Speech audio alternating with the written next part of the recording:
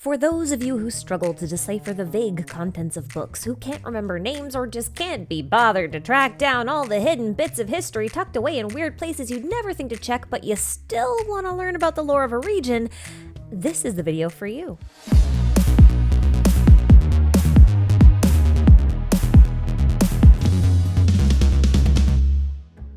This is the Beginner's Guide to Genshin Lore Sumeru Edition, a contextual summation of all the historical events of Sumeru's rainforest and desert from the beginning of Teyvat's recorded history all the way up to the end of the Khaenri'ahn Cataclysm, so about 500 years before the game begins. Again, this is a summary to be used for context and learning purposes and is not meant to be a completely comprehensive video. This video will also contain no theories but may contain a few assumptions whenever the timeline is particularly unclear. Just be aware of that. I will be marking the more contentious ones. As always, citations can be found in the description box, while updates and corrections will be available in a pinned comment below. And with all that out of the way, my name is Ashikai, and this is a Beginner's Guide to Sumeru. Our story begins over 6,000 years ago, a time when Teyvat was ruled not by people or archons, but by dragons. Bishops, actually. Sumeru in particular was ruled by the dragon sovereign Apep. The nation itself was a vast and lush rainforest. Then the primordial one came, a supreme and powerful entity who would come to rule over Teyvat. It created 4 shades of itself and went to war with the dragons, and the dragons put up a pretty good fight. The king of all dragons, Nibelung, even tried using the forbidden knowledge of the abyss to fight back, but once the celestial nails were launched, they were forced to retreat underground. One nail hit the forests of Sumeru and turned the entire region into a desolate desert. At some point during or after this war with the dragons, the primordial one presumably separated the earth from the sky, created the sun, the 3 moons, night, day, and even laws such as gravity. With the help of one of its shades, it created flora, fauna, and eventually humans. Now I say presumably because Apep claims that her region was already full of plant life, meaning plants existed before the primordial one. So it's probably safer to assume that the primordial one is only responsible for the creation of humans and everything else has just been attributed to them for propaganda reasons, but that's a conversation for another time. Anyway, humans then entered a pact with the primordial one and lived in a sort of blessed utopia, also known as the unified civilization, where they were guided by the race of Seelies, envoys of heaven. And all was well. Until it wasn't. Invaders came from beyond the firmament and laid siege to the rule of the primordial one, bringing with them plagues and destruction. It was a war much like the one against the dragons, and although the primordial one managed to drive them back, the losses were great. At least 2 of the Moon Sisters perished in the struggle, along with the entire race of Seelies. The land was completely devastated, so the primordial one hurled down divine nails to mend the land by driving back the abyssal power that the invaders brought along with them. Now, the goddess of flowers, also known as Nabu Malikata, was presumably a survivor of the war and one of the Seelie race. She had been cast out of heaven and cursed to never gaze upon it again. She wandered the desert of Sumeru for 72 nights, and rivers of blood flowed from her worn feet, and night blue lotuses blossomed in those rivers. From those lotuses came the race of the Jinn, who thought of the goddess of flowers as their mistress, or mother, or both. The goddess of flowers continued to create oases in the desert, and one of them was a particularly beautiful Padisara garden. The Jinn asked her to stay with them in the garden, and so she did.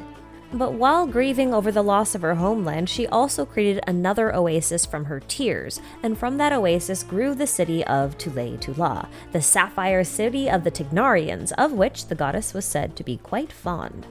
It's unclear how long she lived alone with the Jinn, but eventually she did meet Deshret, who was also known as the Scarlet King or Al-Amar.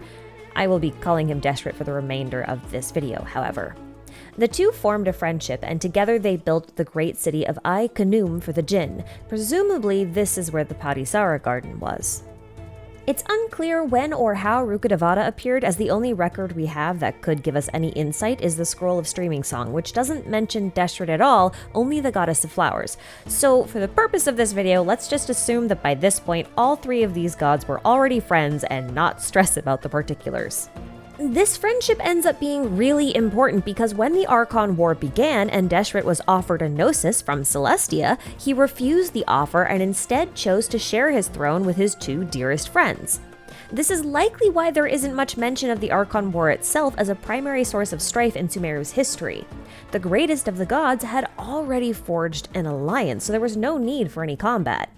But as time went on, Deshret began to express some rather blasphemous ideas, plans to rebel against the heaven and free the world from its shackles, whatever that means. While the goddess of flowers did share his sentiment towards the rule of heaven, she repeatedly refused to help him. But his persistence finally won her over, and she agreed to assist in his plans, even if she knew his chances of success were slim to none. It's unclear what exactly Deshret planned to do and what freeing the world from its shackles really entailed, but what we do know is that the goddess of flowers believed it could result in a spark of hope for humanity, wherein they would be able to transcend and live in a world free of gods. Now, although she was a bit prophetic, the goddess of flowers couldn't see beyond her own death, and she knew that assisting Deshret would result in her death, so she left behind a bit of a failsafe. She fashioned something like a daughter from her Khaenri'ahn, or divine power, and left her in the care of her dear friend Rukkhadevata. Rukkhadevata had heard about her friend's plans and took refuge in the east, where she had created a young forest that was still full of sand. She gratefully took her friend's last gift, the Khaenri'ahn, and forged it into a divine bird, also known as a Simurgh, and she charged this bird with the protection of the borders between life and death. Simurgh would stay with Rukkhadevata for a time before leaving to sleep in a desert oasis until the prophecy of the Cataclysm made by the goddess of flowers came to pass. Rukkhadevata then used the source song taught to her by the goddess of flowers to call forth an Ashvata tree from Irminsul, from which the Aranara were born. And with the assistance of her new children, Rukkhadevata created a device known as the Varuna contraption, which could produce endless supplies of water. Over time, this device turned her small oasis into a sprawling rainforest. And while this was going on, the goddess of flowers led Deshret into the darkness and taught him everything he needed to know about the skies and the abyss. Sandstorms swallowed the desert, and only Deshret walked out unscathed. The oasis paradise and the goddess of flowers remained lost forever. And in the absence of their queen, the Jinn pledged loyalty to Deshret, who promised to revive the goddess of flowers at some point in the future. Meanwhile, he leveraged the power of the celestial nail in Sumeru to create a powerful barrier that froze the Padisara garden in time. Many believed the goddess of flowers to be sleeping quietly there, and thus all were forbidden to enter, lest they disturb her slumber. But for humans, life in the desert was harsh and difficult. Resources were scarce, and many found themselves consigned to a life of slavery. But as time went on, people began to congregate under the guidance of a shepherd by the name of Ormazd, a devout worshipper of Deshret. He founded the city of Gurabad, and Deshret made a pact of rulership with the people there. This was the promise of a better life. Back in the rainforest, other such people would also congregate, building the city of Sumeru atop a divine tree and also a port to the south. Rukkhadevata taught the people there how to forge weaponry and eventually helped establish the academia. Things were a little different in the desert. Ormazd had just been pronounced king, and Deshret had decided to send his Jinn to assist this mortal king in the construction of the kingdom of Gurabad. They built ornate temples and complex waterways while Deshret secluded himself to begin his work on the Golden Slumber. This was a complex hive mind of sorts that would somehow aid him in the Goddess of Flowers' resurrection, theoretically, and assist them both in overthrowing heaven.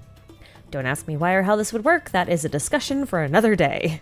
The most notable Jinn among those sent to Gurabad were Ferraghese and Lilupar. Ferraghese appears to have been in charge of using her powers to ensure endless water would flow through these new waterways. This allowed Gurabad to become a lush and prosperous paradise in the desert. Lilupar, on the other hand, despised this system of slavery found among these human desert dwellers. As a race, Jinn took the most pride in their freedom, especially the freedom to feel, which was granted to them whenever they took on human-like forms. When stripped of that shape and instead placed into a machine or a bottle, they became not much more than slaves themselves. For this reason, Lilupar found the system of slavery among mortals to be rather repulsive. But Lilupar believed Ormazd would free the desert people from slavery, and they fell in love with each other. They soon wed, and Lilupar became the immortal Jinn Queen of Gurabad. But as time went on, Lilupar began to realize that Ormazd was nothing more than a tyrant and had no intention of eliminating slavery. She was furious at what she perceived to be a betrayal of her trust and feelings, and thus began to plot revenge against her husband. She had bore him many children, but she cursed in particular a daughter by the name of Shirin. Ormazd was aware of this curse and therefore shunned this daughter, forbidding her from attending family banquets and the like. Thus, Shirin grew up a little bit resentful of her father. Soon after, Lilupar also bore a son named Kisra, whose father is actually unknown, and had him raised by the divine bird Gognus. Now, it is unlikely that Gognus is the Simurgh, but since Simurgh did not sleep immediately after her creation, it is possible that Gognus and Simurgh are the same divine bird. Just have to throw that little caveat in there. Now, Kisra grew up to be a hero, and his numerous exploits led to Ormazd adopting him and granting him Shirin's hand in marriage as a reward, unknowing that they were half-siblings. And all three of them were also completely unaware that this had been Lilupar's plan all along. Shirin and Kisra were not in love, but they consented to this marriage as they both desired the throne. Not enough to commit mass murder for, but, Lilupar kind of had other ideas for them. She tricked Shirin into delivering poisoned honey to be served at a banquet for her father and her 300 siblings, and of course they all ate it and died. Kisra took advantage of this event to seize this empty throne, but as Shirin realized what had happened, and what had happened by her hand at that, she began to lose her mind. And in this unstable state, she bore Kisra a son by the name of Shiruya, who she would spoil to an unhealthy degree. Now, Kisra, now known by the name of Parvez, then declared the abolition of all forms of slavery and became quite popular among the common folk. And sure, on the surface, this appeared to be a great thing, and exactly what Lilupar had wanted in the first place. But the thing is, Lilupar's priority was no longer the abolition of slavery. It was revenge and revenge only. And she was not done seeking her revenge yet. She manipulated Kisra, amplifying his desire for power and control by messing with his dreams, taunting him with designs of machines powered by the souls of the Jinn. Kisra recognized these Jinn machines as the opportunity that they were, and he quickly began their mass production. Shirin would also do her part by somehow giving birth to Jinn fragments that would power these machines. But these Jinn that she birthed were malformed and bound to the machines in ways that completely stripped them of their freedom. Their consciousnesses were shattered and fragmented, but they still had some level of self-awareness, and they resented Shirin for birthing them into such a miserable existence. They considered themselves slaves, and as a race that prided itself in its freedom, well, let's just say their hatred and resentment began to fester. Lilupar's sister Ferragiz saw what Lilupar was doing to her family and to the people of Gurabad, and she grew frightened. Unable, or perhaps unwilling, to stop her sister herself, she decided to become the guardian to the entrance of the Eternal Oasis, where the goddess of flowers rested. This would forever restrict Lilupar's access to their mistress. But since this meant Ferragiz would leave her post at the waterways, the endless waters of Gurabad began to run dry as soon as she left. Now, the mass-produced Jinn machines successfully removed the need for human slave labor, and that seemed to be a blessing for the people of Gurabad. Except that the need for human labor had been removed entirely, not just slave labor. So with no reason to care for the people who weren't earning them money, former slave owners and employers had no incentive to care for the people, and laborers no longer had a means to earn a living. This led to a great period of civil unrest. During this time, Shirin began to be tormented by her past deeds and by the cries of her enslaved Jinn children. Her one source of solace was her son Shiruya, but when he reached adulthood, Kisra banished him from Gurabad, fearful that his son would soon overthrow him. This pissed Shirin off, and she was already pretty unstable, so it should surprise nobody that she began to plot to kill her husband. Shirin covertly assisted Shiruya in gathering the suffering common folk and former slaves who had been displaced by the Jinn machines, and whilst disguised beneath a brass mask, Shiruya led those people in rebellion against his father. The rebellion was brutal. Somehow the malformed Jinn within the machines were freed, and they ravaged the people of Gurabad in revenge for their imprisonment. And while all this was happening, Lilupar decided to lend the rebellion a hand by leveraging the power of the Abyss and unleashing a terrible black plague upon the city, because that's apparently something she can do. The details here are a bit unclear, but it seems to be similar to abyssal corruption, as King Kisra was transformed into a dark monster by it. These events killed over half the population, and the survivors were dispersed across the desert. Now you might be wondering where Deshret was during all of this Gurabad stuff. Well, he was off working on the Golden Slumber, and it was around this time that he just so happened to return. And he was enraged to see the state of Gurabad and at what Lilupar had done.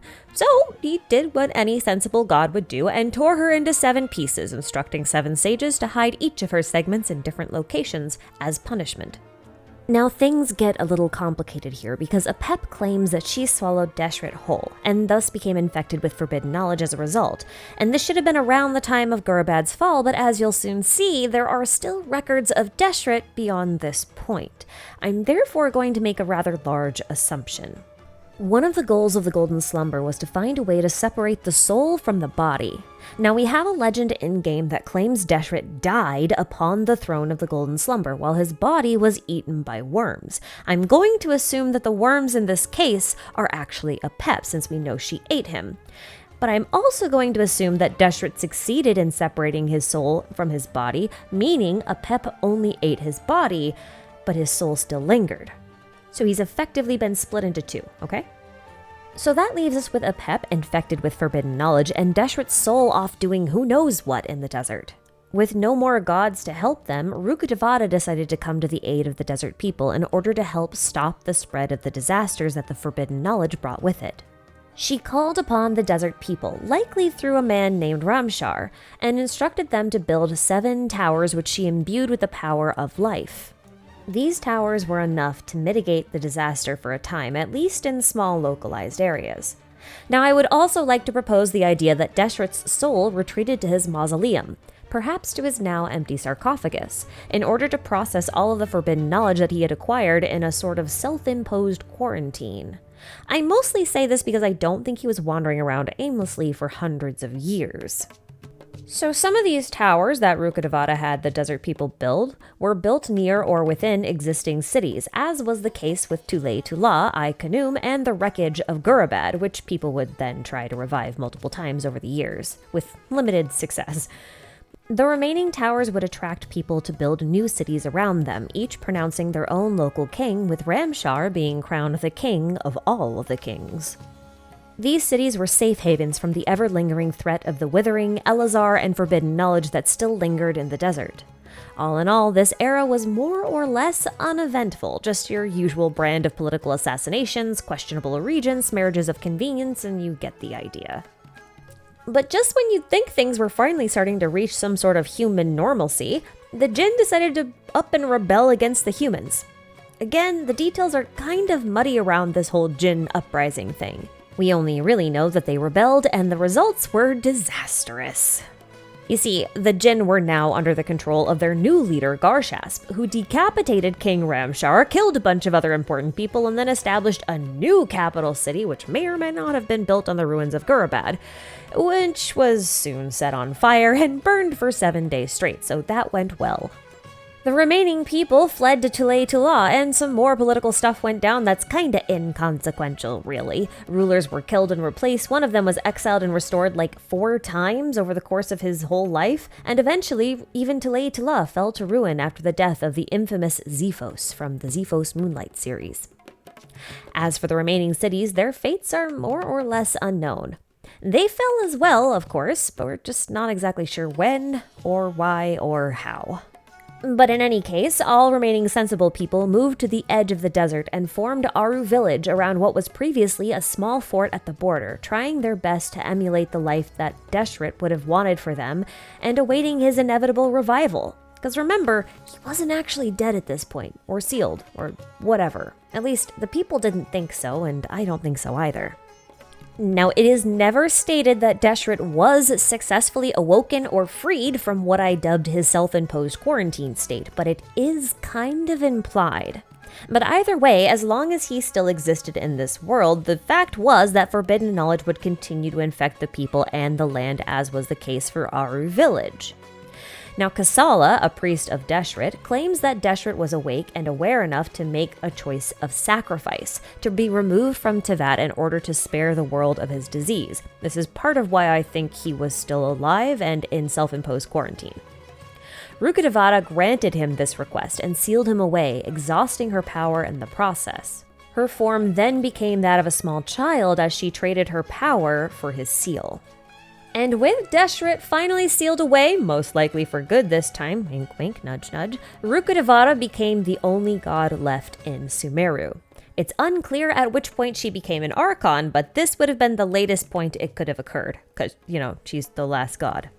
And with that Archonship installed, Sumeru was finally at peace. Relatively speaking, of course. I mean, there was some stuff going on in the rainforest, but in my opinion, it's not really worth mentioning for now. It doesn't really lead to anything consequential. That is, until the Khaenri'ahn Cataclysm happened. The Abyss was unleashed upon Sumeru once again, and forbidden knowledge began to ravage the land, only this time it wasn't limited to just the desert. Black rain fell from the sky like toxic blood, and the Varuna contraption that supported the entire rainforest's ecosystem ceased to function. On the opposite side of the forest, Vanarana caught fire, and many Aranara sacrificed their lives to prevent the fire's spread. The automatons of Khaenri'ahn appeared from beneath the ground and fought the monsters that appeared alongside the mud. Rukkhadevata did her best to drive back the monsters and the mud, but eventually she had to leave and tend to Irminsul while the other 6 Archons were called to Khaenri'ahn to stop the Abyss at its source.